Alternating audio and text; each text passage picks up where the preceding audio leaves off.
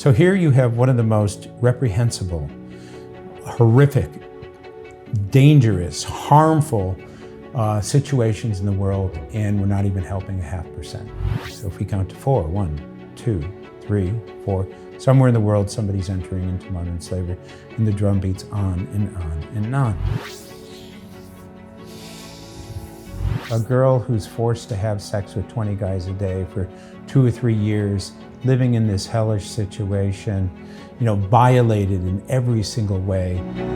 I have to warn you that this episode is intense, raw, and might shock you, but it is also super inspiring. We'll talk about modern slavery with Matt Friedman, who has over 30 years of experience in this area. He's the CEO of Mekong Club, has written 14 books, and has worked for USAID and the United Nations. You will learn about what is the current status of modern slavery, how can we tackle global issues at the individual level, and how do we find our calling and take action. Get ready and let's go.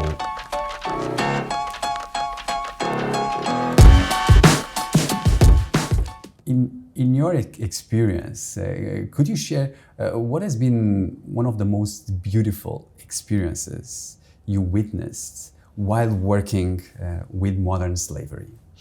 I think it's the transformation from a person having had everything taken away from them. A girl who's forced to have sex with 20 guys a day for 2 or 3 years, living in this hellish situation, violated in every single way, who is rescued, and then the transformation from that to something else. So in my career, I've seen at least 100 young women who have gone through this transition process. When they are identified, they're completely broken. There's nothing left to them. And so they are at the lowest point that you can possibly imagine. They experience what they need to do. They become honest with the feelings of shame and guilt and resentment, but they work through it, and they eventually come to the point where they recognize that I'm worth something, and my life is going to be what my life chooses to be. Those experiences are beautiful. They're beautiful because you see a person who transforms from, the caterpillar to the butterfly, and the butterfly is somebody who is productive and, contributes to the world. For example, there's an organization out of the Philippines that takes sex trafficking victims and trains them to do Photoshop. Now, these are girls who didn't get an education. They don't speak English, but they can learn Photoshop. And what happens is, companies in the United States who are selling real estate will send their pictures to the Philippines, and they adjust it to make it pretty. So they learn a technical skill, and they get really good at it and get paid well, and they have a respectable kind of existence after that. So to me, that's one of the most fulfilling things to see that. Not everybody goes through that transition, but I've seen many of them go through it. Well, the human being has an incredible capability to transform, right? But it goes back to the question of potential. What's inside? Are you able to, and you and I have had this conversation. If this is like the theoretical full potential of an individual, and this is no potential, most people get to about 30, 40, 50%. They don't reach the full potential. And the reason for that is that, first of all, they don't even understand the concept. That we as human beings have the potential to do all kinds of things well beyond what we think we are able to do. And the second is the constraints, living in a family situation, your job, your friends, your environment, natural disasters, all kinds of things play into that. But understanding the concept that you can grow, and you should grow through your entire life, is missed on a lot of people. They get to a point where they're 21 years old, and that's what they're going to be for the rest of their life, that same person. I don't really know what I'm going to be when I grow up. I haven't really figured it out yet. So one of these days I'll figure it out. And what has been one of the most heartbreaking stories that you have witnessed on the other side? So I was living and working in Nepal. I was a public health officer. We were hearing about a lot of girls, 12, 13 years old, who were HIV positive. Couldn't understand what was going on. This is a very conservative culture. So we went to go interview them and heard how Traffickers would go into a village and flash a bunch of money around and say they're looking for a wife. They'd find a girl 12, 13 years old, befriend her, actually go to the family and say, I'd like to marry your daughter. In that part of the world, getting married young is quite common. Family's thinking, wow, he's rich, he's handsome, going to take care of our daughter. So they agree. 2 days later, they have a wedding. He then says, I'm going to take your daughter to the capital, Kathmandu, but don't worry, I'll be back in 3 months. But instead, he takes her to Mumbai, India, to the red light district where the brothels are. He puts her in a room and he says, honey, stay here, I'll be back in a few minutes. He then goes to the madam to get the $500 for having sold her to the brothel. He has the gold from the wedding and he hands the wedding pictures over. He then leaves to do this again and again, 40, 50 times in the year. The madam then goes into the room where the girl is and says, guess what? Your husband just sold you to me and you're going to be with 20 guys a day, every day. So you can imagine the girl's shocked. No, my husband loves me. No, that's not what happened. He just sold you to me. Many of the girls at that point say, I will kill myself before I do those shameful things. The madam then brings out the photos of the family and says, this is your mom, your dad, your brother. If you hurt yourself, we're going to hurt them. So she's trapped in this situation. In order to make her into a prostitute, it's quite simple. You bring in a couple of professional rapists, and over a 2-day time, they take this 12-year-old girl, rape her 20, 30 times, till she just lays back and accepts what happens to her. She does this for a couple of years until she gets what's called black eye, where she's so depleted physically, emotionally, and spiritually, nobody wants her, so they throw her out onto the street. So I was hearing that story over and over again, but I didn't understand the evil of it until I went to those brothels. I was invited by the Indian government to do public health checks. I had a police officer with me. Went into one of the brothels and there was an 11-year-old trafficking victim. This girl saw this Caucasian guy, saw an opportunity, literally ran up and grabbed me around the waist and said, save me, they're doing terrible things to me. I looked down at this child who was hysterically crying, wearing a dress 20 sizes too big, because she was a child in the adults world. I turned to the police officer and said, we need to get this girl out of here. He said, we can't do that. What are you talking about? You're a cop. He says, if we try to leave with her, we'll both be killed. To make a long story short, we left. We came back with a lot more cops, but of course she was gone. Now, I tell that story because I wasn't one of those 15-year-olds that said, when I grow up, I want to become an activist. In fact, I did everything I could not to. But every once in a while in life, we're tested. That was my big test. I failed miserably. After that, I couldn't eat, I couldn't sleep. And I did what a lot of activists eventually do. I surrendered to the fact that now that I've been exposed to this is what I'm going to do with my life. And 32 years later, here I am talking to you. So a lot of people who get into this type of work have these experiences. Wow, that story, and that story is just one of the millions of stories that happens there. So maybe you can paint us a picture of what is the problem today about modern slavery and what's the scale of the problem? Okay, so there's estimated to be about 50 million people in what's called modern slavery. If I were to have this interview 6 months earlier, it would have been 40 million, but COVID resulted in a significant impact because of desperation. So for example, let's say that you're a Bangladesh garment worker and you're working and you're supporting 4 or 5 people. All of a sudden COVID hits, factory closes down, not for a couple of days, weeks or months, but years.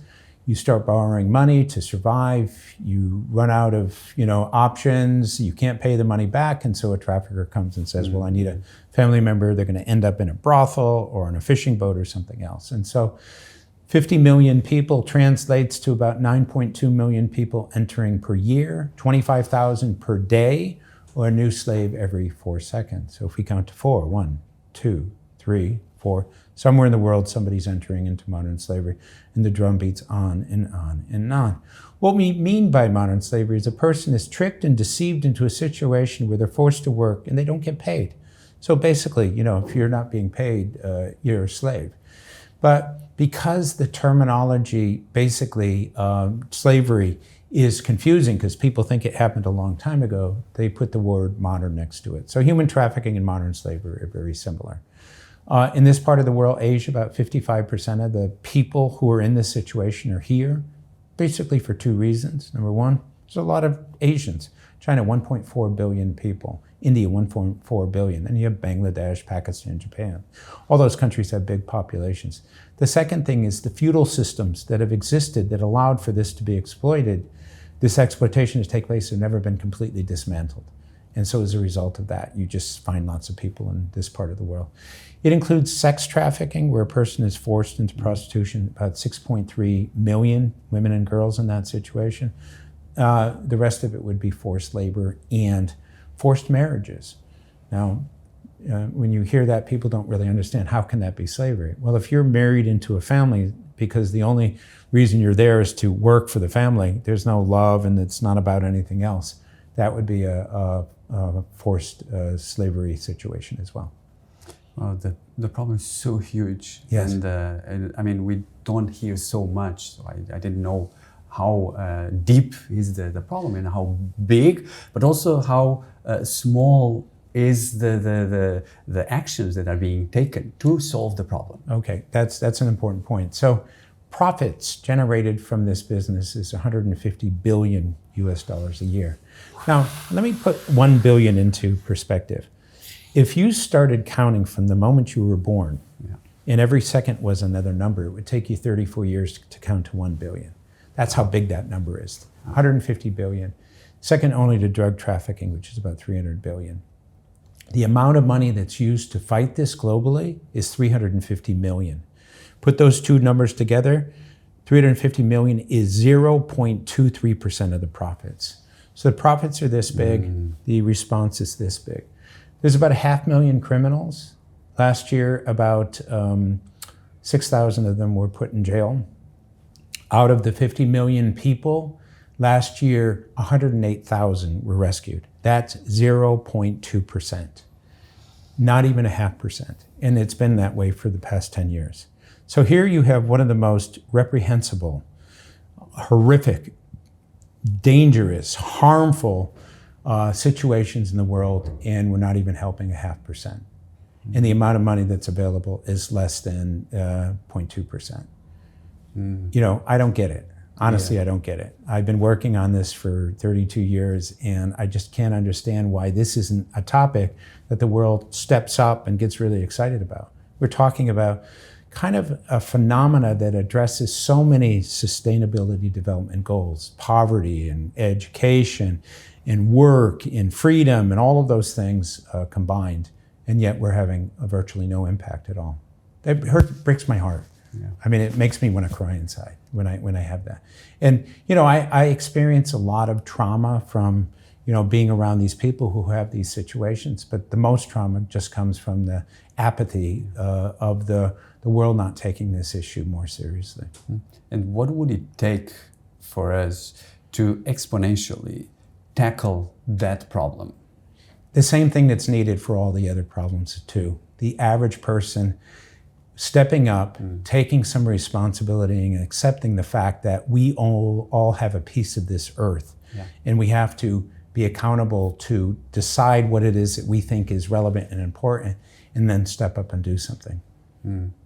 You mentioned that something that frustrates you is about the apathy towards what is happening. Yes. What do you believe to be our individual responsibility with either this issue or the other global issues that we are facing?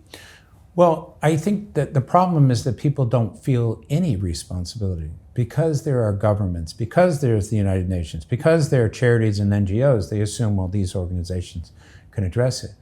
But you heard how many people are helped out of modern slavery, but look at the other issues of our time. You know, global warming, we're probably only 10% of where we need to be. Poverty, less than 10%. Girls' education, you know, health issues, all of these disparities that exist, we as a world haven't got anywhere close to it because we're relying on a few thousand or 10,000 or whatever people to fix these things. It's unsustainable. So the world could be so much better if all of a sudden people said, or were drawn in the direction of recognizing that we, the people, have responsibility. We have accountability. We need to be a part of the solution. And so much of my recent calling feels like I'm just trying to help people to understand that there's kind of a line in life, okay? On this side of the line, you have, you know, no knowledge, and then you get knowledge, then you start caring about something and you want to do something. You get right up to that line, but you don't know how to get to the other side. And the reason for that is that there's very little within our world that draws people in that direction and helps them over the line. So basically, there's a need to raise the consciousness of people. But what needs to happen, even in terms of behavior change, for that to happen? It's more than raising the consciousness. That's a part of the process. Yeah. It's to help people to understand that they have to be part of the solution. Now, I'm a parent, so I have 2 kids. I'm going to be dead before all these horrible things happen in the world, but my kids will be around. And my kids' will be. I know my kids want to have kids and so forth. I'm worried about the future and this idea of just taking what exists now and then realizing that we won't be around. And then, I think that's a very selfish way of looking at the world. I think what needs to happen is for us to say, let's as human beings look, 50 years or 100 years ahead of it. I remember when I was in the United Nations, there was a Japanese company that was planning for 100 years. Who does that? In the American context, it's 3 years, 5 years, and that's not sufficient. We as human beings have to be thinking about, our species, what we have offered to the world before we leave the world. Yeah. That contribution is an essential part of the process, and helping people to understand that. I don't really know how to do it, but to me, it's the essential step. After 35 years of doing this work, the calculation is, don't expect the governments, the United Nations, and the NGOs to solve our problems. We have to take that responsibility and be a part of the solution. And in your book, you mentioned that parents normally they care about their kids. That's or right. Their community. Yes. And you challenge about what if the caring for the children yes. doesn't stop in your circle, yes. but also expands, because there's so many children out there, That's the same right. age as others, yeah. of others, but they don't have the same opportunity. And you bring this perspective, what if we can expand our circle of care? Can you elaborate on that? Well, I'd say it's expand our circle of love. The thing is that love is inexhaustible. It is available to all of us in infinite potential. You can choose to love your nuclear family, your extended family, your close friends, your other friends, your colleagues. But most people limit that along the way. Why is it that we can't say love everybody? And when I mean that, I mean, if you are a parent and you have teenage daughters and you love and care about them, why can't you have the same empathy for teenage daughters that are in forced prostitution and that desire to want to help them? So I don't know what creates the construct of us limiting, and because it's limitless. Me, I look at the entire world as my oyster in a sense. I care about people everywhere. There's no limit to that. Maybe I'll stop with Earth and won't look at the aliens that are out there, but I'll stick with this. And I can do that because I have accepted in my life that I am part of this Earth. I'm inseparable from everybody else. And we seem to have just compartmentalized ourselves in such a way that I'm this unit or that unit, but you don't have to have it be that way. And so if I'm saying I want volunteerism to be something that is bigger than, my circle of things related to human trafficking, I can say that because I have opened my mind to the possibility of influencing everybody. And it's quite a simple concept, but it's also a very difficult one because we're so caught up in the worlds that we've limited ourselves to, almost as if by opening it up, it would make it too overwhelming, but it doesn't. Whether you have 20 people that you support in your life or 200 or 2,000, it doesn't change things. You can still have compassion and understanding and caring and kindness towards these people. And if you could just figure out a way of translating that into how you help people, imagine where the world would be. It'd be a much better place. I think that would change so much if we just see the world as we care about the world, not just about ourselves, of what is near us. So I also feel the same. And also, as that's something bigger, we are working on a world with unity, that Yes. Everyone has the same opportunity and respect everyone, and we care about everyone. And I think that's what we also, with this show, we want to bring that message. And I'm happy that you are living and also bringing that message here. Whew.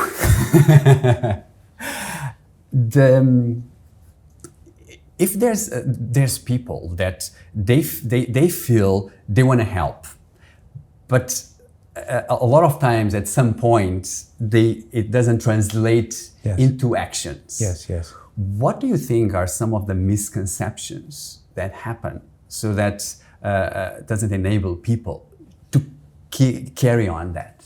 I think part of the problem is that people are risk averse and they're afraid of change. And so as a result of them kind of going through life, all of a sudden, if they realize that they have to change something about their behavior, they have to accept that they're going to do volunteerism, and then they start asking questions. Well, what does that really mean? Do I have to go to the office? How is that going to affect my time? What if I don't like it? What if I get there and I don't have anything to offer? That insecurity that people have is a big part of the reason why people don't get involved. Now, this goes back to this to the potential aspect. The reason why they have insecurity is they don't understand the concept of the fact that they can continue to grow and expand and improve throughout their entire life. And if that message were there, then they wouldn't have these insecurities. So, I get up in front of corporations, I get up in front of universities, high schools, middle schools, and we talk about like this idea of service above self, getting involved in doing these types of activities. And generally, once again, the message is very clear. Figure out what is your DNA, what's your cause, and then figure out how you basically stop the voices and you just do something, even if it's one thing, some simple, sharing an article, talking to somebody, making a donation. My youngest volunteer, for example, was a young girl who saw me in a documentary. And she contacted me and said, Mr. Friedman, human trafficking is terrible. I want to step up and help. I said, you're 9 years old. She said, so what? So I said, you're 9 years old. She said, 9-year-olds are the new 16-year-olds. Give me a chance. So I said, what is it you can do? And she says, God gave me this gift. I can find anything on the internet. So I was working for the United Nations, and I said I had some tasks that I had given to my second-year Yale law students. They couldn't figure it out. I gave it to her. 2 days later, she figured it out, sent it back. She said, okay, what do I need to do next? And the point I'm making is that every one of us has a personal thing that makes us unique. For some it's public speaking. For some it's writing.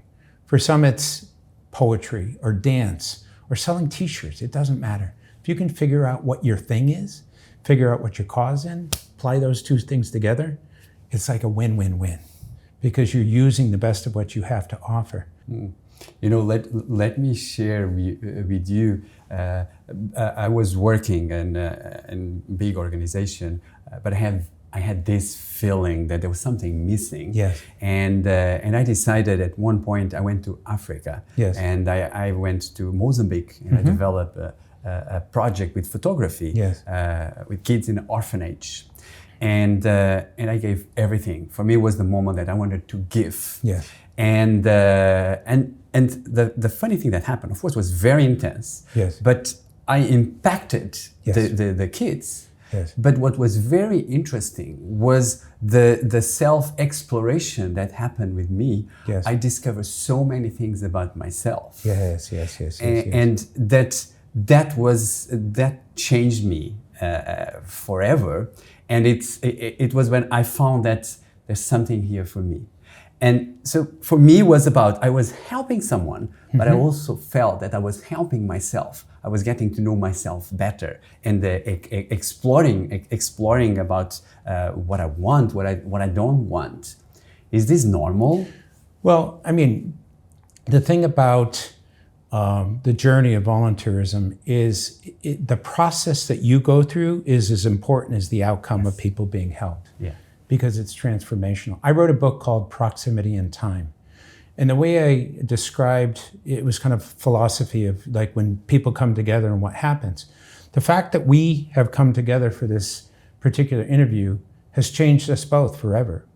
Even though it's a small thing in our life, I get insights from you, you get insights from me. And then when you go and you talk to somebody else, my influence on you influences them. So if you have many things in your life that are positive in that direction, then the positive interactions that cascade almost like pool balls hitting each other goes on and on and on. And that's why we have to emphasize more of the positive than the negative. Same thing happens on the negative side. If you and I have a confrontation and then you go and you talk to somebody else, but you're still thinking about the confrontation, it affects that other individual. And that other individual may be affected to affect somebody else. So this concept of really helping people to understand that we as human beings, just by being positive and supportive, can be contributing. And it seems so small, but it isn't. Yeah. It is a hugely tangible thing out there. And that's why being around happy people is a good thing. Makes you happy. And then you're going to make other people happy. Yeah. You mentioned in your book and also in our conversation that you don't choose a cause. Yes. A cause chooses you. Yes. How did this cause choose you? Well, I'm asked that question quite often. Actually, I had something when I was 5 years old that may have influenced this. When I was 5 years old, I had this habit of, as a young person, walking up Cedar Mountain. It's a mountain near our house by myself.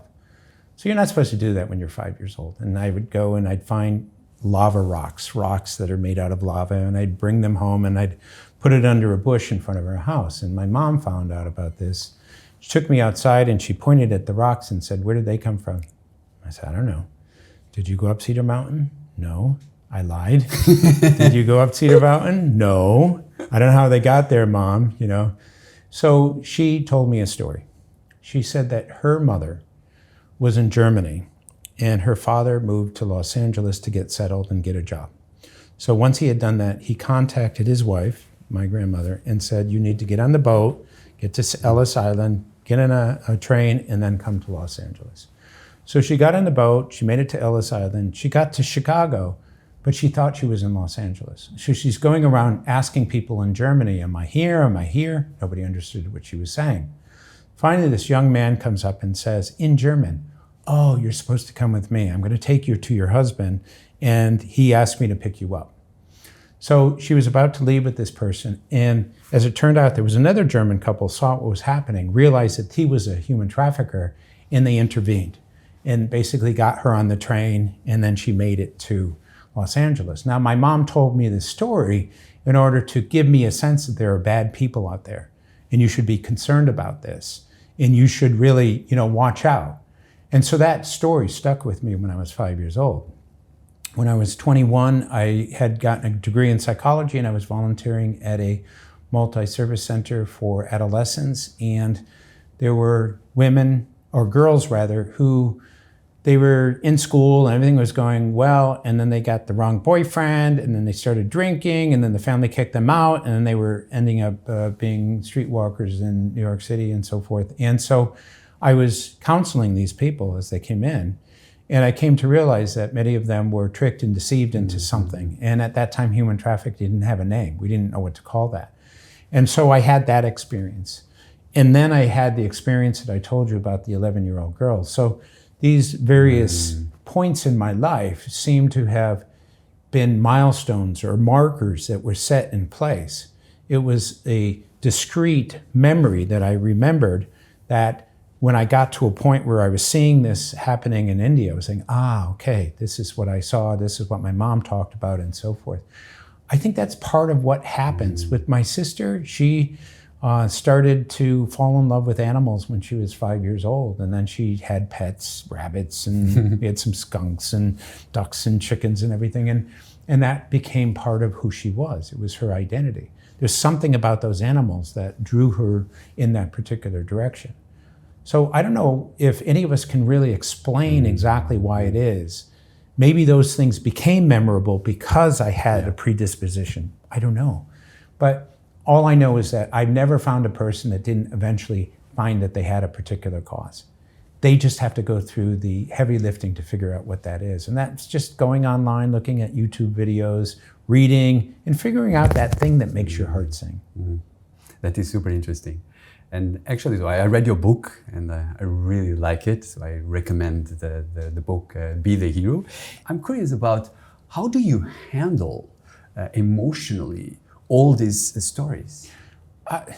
Over the 32, 35-year transition, I have gone through many, many stages. As a guy, we're not supposed to cry. So my cry response translated into anger and frustration. But every once in a while, I would have that experience where I would just go home and I would close the door and I would just cry. And I couldn't stop myself. I was sobbing like a little kid. I was once on a panel at a big justice conference, hundreds of people in the audience, and happened to know the facilitator, and there were three of us. And she asked one of the panelists, how do you deal with all the pain and suffering? The same kind of question you just asked. And he answered, in a very kind of almost mechanical United Nations way. And then the next person who was asked started crying.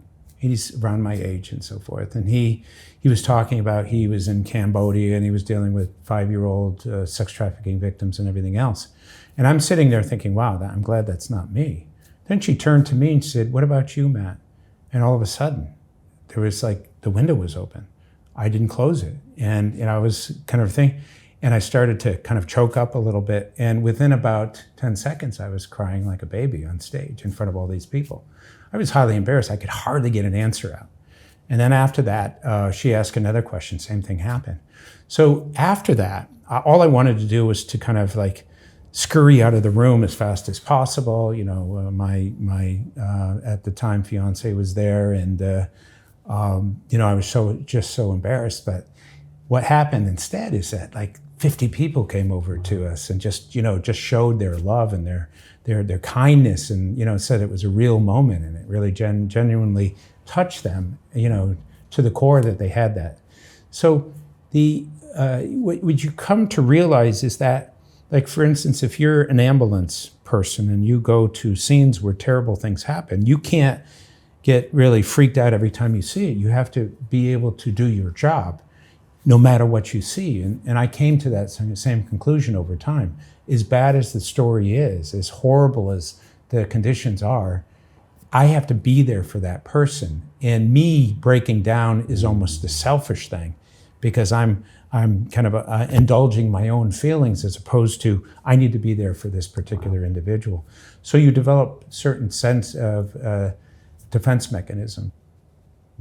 So for the people that they have this feeling, they want to do something, there's something missing, they want to act. What is a way to help people to find their calling, like whatever is the cause that resonates with them? What's your advice? Okay, but first let me say that there are people who are in that space where they feel the longing and the emptiness, but there are a lot of people who are not. And I'm saying to you that you have a calling, you just don't know you have a calling. Okay, yeah. So the first thing you need to do is to kind of accept the fact that you have the potential to do something, and you have the ability to do something, and I would argue you have the responsibility to do something. Once you go from there, then you get into the second part, which is, well, what am I going to do? What am I going to do? And my point to people who don't know what they want to do is to figure it out. So usually when I'm in front of high school kids and I do a presentation, I'll say, how many of you feel like you know what your calling or your cause is? And I'll get 25% of them. The 75% that don't know what they want to do, I say, you need to start looking inside. It's to figure out what is it about you as a human being that draws you in a particular direction. If you are drawn to shows about animals, maybe that's something. If every time you hear something about carbon footprints or whatever, and you're worried about the earth and the glaciers that are melting and everything else, maybe that's your thing. But hone in on that. Just watch and read and do whatever you can until you get to a point where you keep coming back to the same thing. And once you've started to do that, then again, it's just about, I am going to just do something. And I don't know what it is right now, but between now and the end of the year, I'm going to do something. or I'm going to do 5 things, or I'm going to do 10 things. Commit to doing it and then do it. Yeah, and I think what also can be even surprising is that sometimes it doesn't need to be big actions. I think the small actions that we do compounding over time can have a huge impact. And if thousands of people or millions of people do that, the impact is huge.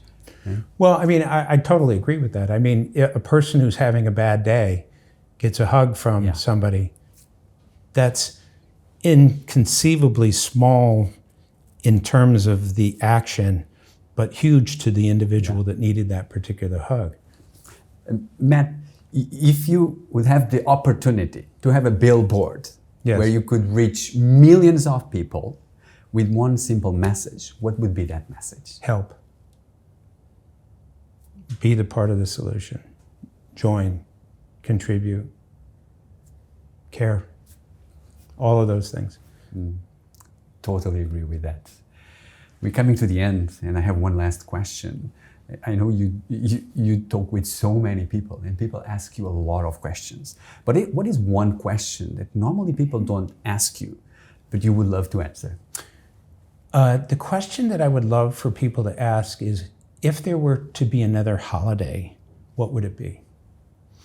And it would be International Volunteer Day. Now, I thought about this question, so I looked to see if there was an International Volunteer Day, and there is, but I think they got it wrong. They celebrate people who are volunteering. My International Volunteer Day would be that everyone drops everything and they volunteer on that day. Wow. You figure out weeks or months before what you're going to do on that day, and then you get 500 million people doing something on one day. And so that would affect a certain number of people to cross over that line just because they're actually experiencing it and doing it and it's feeling good and so forth. So nobody's asked me that question. You didn't ask that question. I asked myself that question, but that's the question I realized that I would have liked to have asked. That's lovely. Good, Matt. I truly enjoyed our conversation. Same here. Yeah. And I'm very inspired by the work that you're doing, but also by the person that you are. So thank you so much for coming, and let's keep bringing more people to the stadium, cheer, exactly, so that we can help and make the world a better place. Absolutely. And thank you for the opportunity and your amazing questions and making everyone who sits in this chair feel so comfortable. Really appreciate that.